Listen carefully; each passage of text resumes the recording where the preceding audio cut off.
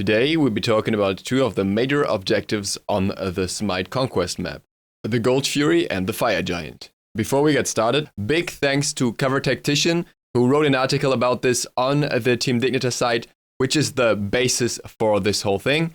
The article is linked down below. Let's start with the Gold Fury. The Gold Fury is quite simple when it comes to her combat. She only uses a simple hit chain over and over that deals the same damage on every strike.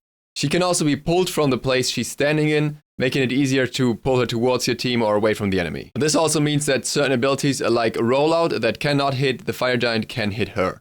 The reward for killing the Gold Fury increases over time. It starts at 100 XP and 150 gold at minute 0, and then goes up to 250 XP and 350 gold at minute 15. After that, the value doesn't increase anymore. In comparison, a tier 1 tower provides you with 100 XP and 200 gold. A tier 2 tower, however, already provides you with 200 experience and 300 gold. So the difference is really not that large at later stages. Taking a tower versus contesting a Gold Fury is a decision that depends on different factors. For example, if you want to take an objective off the map that the enemy can contest, or if you want to increase your lane pressure. Gold Fury should also never be underestimated as an objective that can bait the enemy into dangerous situations. As you can see in this match of Cringe Crew vs Paradigm, Paradigm uses the Gold Fury as a bait and then proceed to take down multiple members of Cringe Crew. While the Gold Fury in itself doesn't provide you with map pressure, the enemy can hardly let it go uncontested, potentially putting themselves in a dangerous spot. Moving on to the big boy, the Fire Giant. Quick summary of the Fire Giant buff.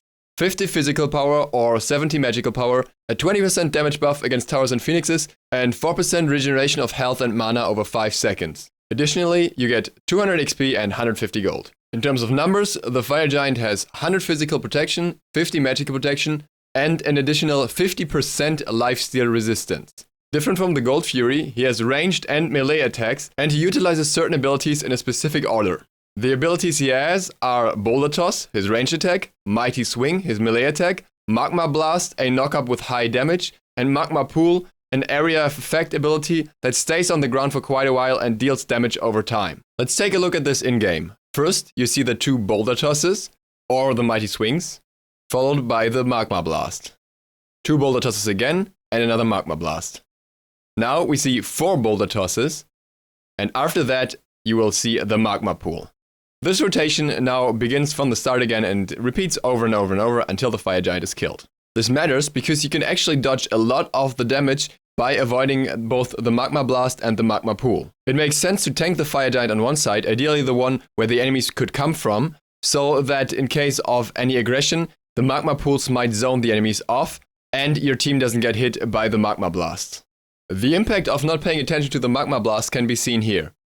In this match between Fnatic and Cringe Crew, the Mana, Maniac, gets knocked up by the Magma Blast, leaving him unable to get out of the Hou-Yi ultimate for a long time and getting shut down right after. In this particular case, leading to the loss of this game.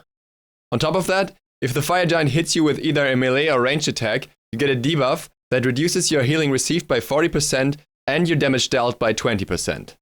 This leaves you more prone to attacks from the enemy team while doing the Fire Giant. It also explains why, ideally, none of your damage dealers should be tanking the Fire Giant.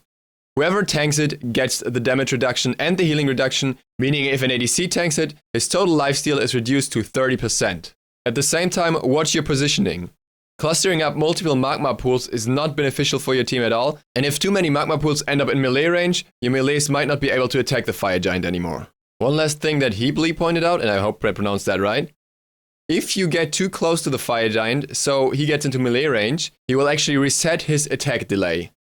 This means that his next range attack, if you walk out of range again, will come much quicker than it would otherwise, and even his other abilities, Magma Pool and Magma Blast, come quicker. So if you want to avoid taking unnecessary extra damage, try tanking the Fire Giant at a certain distance at all times. Due to the Fire Giant being immobile, certain abilities will not work properly against him, for example, Gap's Rollout. I hope this information was helpful to you. If so, remember to thank Cover Tactician, either on the blog or just send him a tweet. All the links are down below. Thank you guys for watching. Dukesloth out.